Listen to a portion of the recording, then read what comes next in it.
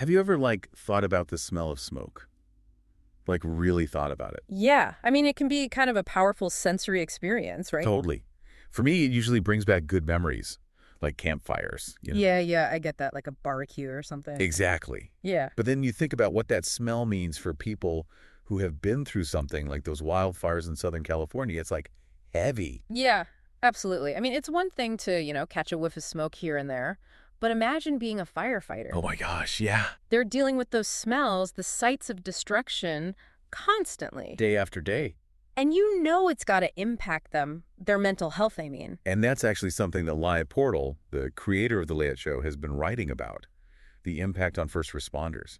And it's really insightful. Liat's work is interesting because she brings in her own experiences. It's not just about the wildfires, it's about Israeli culture, music, food, all sorts of things. It's pretty amazing how she connects it all together. Yeah. Her writing style is almost like, a performance. Like it's unfolding as you're reading it. And her audience is a big part of that too. They're constantly interacting, sharing their thoughts. It's a whole conversation. Speaking of, she's actually up for a YouTube Rising Star Award. What? Really? But she needs to hit 1,000 subscribers by the end of the month to qualify. Wow. Okay, so if you guys are liking this deep dive and you want to support Liat, head over to YouTube and subscribe to The Liat Show. Definitely. Now, back to the wildfires. Lian actually went through something similar back in 2010, the Mount Carmel forest fire in Israel. Oh, cow.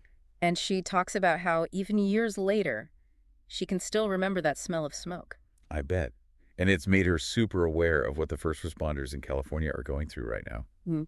One thing that stood out to me in her writing is how she talks about the public's reaction to these wildfires. Oh, interesting. How so? It's like there's all this blame going around at politicians, policies, even conspiracy theories sometimes. But it seems like there isn't enough actual support for the firefighters and rescue workers who are putting their lives on the line. That's a good point.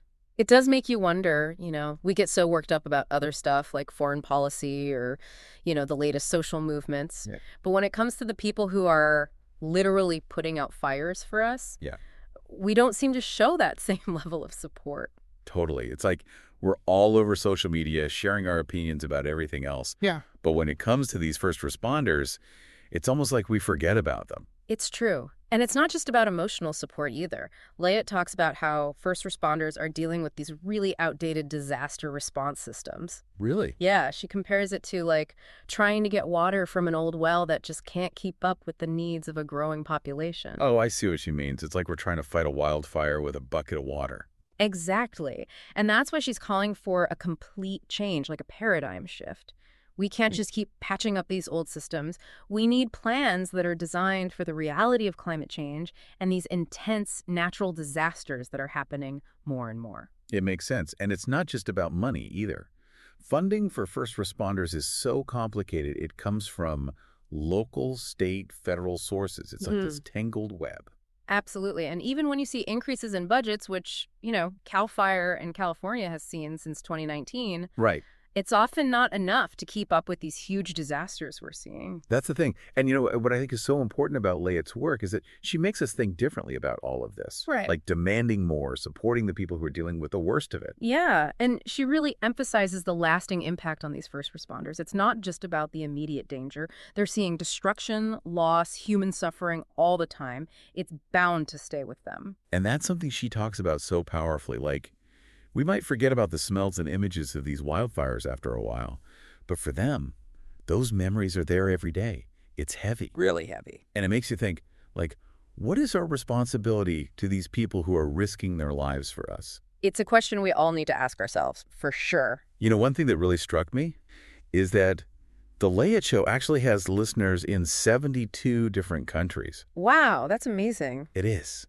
And it said something, I think, about her ability to connect with people on a human level, no matter where they're from or what their background is. It's about sharing experiences, finding common ground. Especially in a world that often feels so divided. Exactly. And in the next part of this deep dive, we're going to talk about how Liat's work can be especially helpful for artists who have been impacted by the LA wildfires. Yep. So stay tuned. There's a lot more to explore. Welcome back to our deep dive, into the Liat Show. We're talking about the wildfires and, the mental toll they take. And it's not just the immediate impact. Right. It's long-lasting. Yeah, Liat talks about that a lot, actually. Like, the trauma for first responders, Hmm. it can stick with them for years. It's true, and she encourages them to get help. Yeah. And she reminds us that we all need to support them even after the fires are out. Yeah, for sure. She's got this one line that really hit me hard. She says they breathe these smells every day Oh, wow. and for the rest of their lives. Mm. Yeah, They remember even when you forget. that's powerful. It really shows you just how different our experiences are. Yeah, and I think that's part of what makes the Light Show so unique. It's not just about making people aware of a problem. It's about pushing people to do something about it. Totally. Yeah. Liat brings together Israeli culture, her own stories, these big issues like the wildfires, and she just makes you want to get involved. And it's kind of crazy how she blends it all together. Like, you might start an episode learning about, I don't know, some Israeli recipe, Right. and then you end up thinking about the mental health of firefighters. It's wild. It's like you're going on a journey with her. Yeah, You're totally. learning, you're laughing, you're feeling all these emotions, Mm-hmm. and you come away with a whole new way of looking at things. Which brings us to a question we wanted to talk about. Why should artists who lost everything in the LA wildfires support the Liat Show? Yeah, it might not seem like the most obvious connection, Right. but when you think about it, Liat's work offers a space for healing and connecting with others. Absolutely, which is so important after going through something traumatic. Exactly. And for artists who often express themselves through their art, Yeah. the Liat Show can be a way for them to process what they've been through. She really encourages people to share their stories, to find comfort in knowing they're not alone, Yeah. and to tap into this global network of support. It's a really supportive community. Yeah. And Liat's really open about her own struggles, which I think helps people relate to her. Totally. It makes her seem more authentic. Yeah. Like you're having a conversation with a real person, Mm. not just listening to some, I don't know, polished podcast. Yeah. And that could be so powerful. Especially if you're feeling isolated or alone. It's like she's saying, hey, you're not the only one going through this. Exactly. So for artists who maybe lost their studios or their work in the fires, the Liat Show can be like a lifeline. Yeah, it can help them reconnect with their creative side, find inspiration in other people's stories, start to rebuild. Yeah, there's some practical benefits too, Oh, yeah, for sure. Like if artists subscribe to the Liat Show and share it with their friends and fans, Mhm. it's a way to get their own voices heard, build a following, and maybe even find some new opportunities. And speaking of amplifying voices, we should remind everyone about Liat's campaign for the YouTube Rising Star Award. Oh, right. We mentioned it earlier, but it's worth saying again. Liat needs to get to 1,000 subscribers on her YouTube channel by the end of the month if she wants to be nominated. So if you haven't already, go to YouTube, search for The Liat Show, and hit that subscribe button. It's such a simple way to show your support. And help Liat keep sharing your awesome perspective with the world. And don't stop at YouTube. She's on Substack, Spotify, Apple Podcasts, and Patreon too. It's like having a guide to Israeli culture, technology, entrepreneurship. Seriously, it's fascinating. You'll laugh, you'll learn, and you'll walk away feeling so inspired. And for anyone who hasn't checked out the Liat Show yet, I think one of the coolest things is the format. It's not like a regular podcast or blog. She posts episodes as she's making them. Oh, wow. So it's like a work in progress? Yeah, kind of. It's really different. And it makes it feel super immediate and authentic. Like you're right there with her as she's thinking and making discoveries. Yeah, and that makes it so engaging. Totally. Yeah. The Liat Show isn't polished or prepackaged. It's real. It's raw. It's Liat. And that's what sets it apart. You're not just consuming content. You're becoming part of something bigger. Something meaningful. Yeah. You're joining this global community. 72 countries. I know. It's amazing. And it's a community that embraces being curious, being empathetic, being connected. Which is so important in today's world. So as we wrap up this part of our deep dive, we want to leave you with a question. Okay, I like it. Could you handle the job of a first responder? Even just for one day. Whoa. That's a good one. Really makes you think about the demands of the job, Mm-hmm. The physical and emotional strength it takes. Yeah, the courage to run towards danger, the empathy to help people who are hurting, the resilience to see so much tragedy and keep going. It's a lot. Could you do it, even for a little while? Mm. It's humbling to think about. And it reminds you that we owe a lot to these people who put their lives on the line to keep us safe. For sure. So as we go into our final segment, let's keep that in mind. How can we support our first responders and make sure they know how much we value them? We're back and still thinking about the Les Show. you know? Yeah, it's really something special. It really is, especially how she brings together Israeli culture and, like, her personal stories with stuff like the wildfires in California. And what we've been focusing on is Liat's emphasis on the mental health of first responders. It's something that's so important but often overlooked. Yeah. It's easy to get caught up in the enormity of these disasters and forget about the individuals who are dealing with the aftermath. Totally.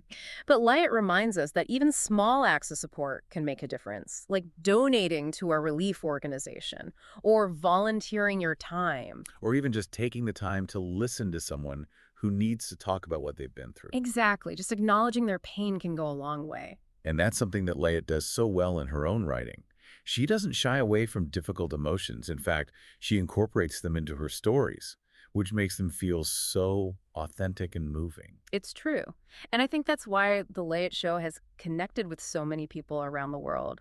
It's not just about consuming content, it's about feeling seen and heard. It's about finding common ground in our shared human experiences, especially in the face of adversity.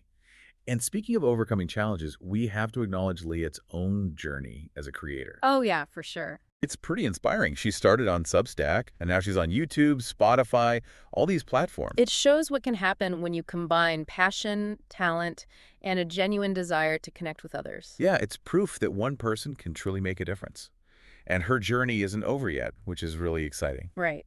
And that's where you come in, dear listener, by subscribing to The Liat Show, sharing it with your friends, engaging with the content you're becoming part, something truly special. You're part of a global movement. Remember, 72 countries are tuning in to The Liat Show. It's incredible. And it's a testament to Liat's ability to create a community that celebrates curiosity, empathy, and human connection.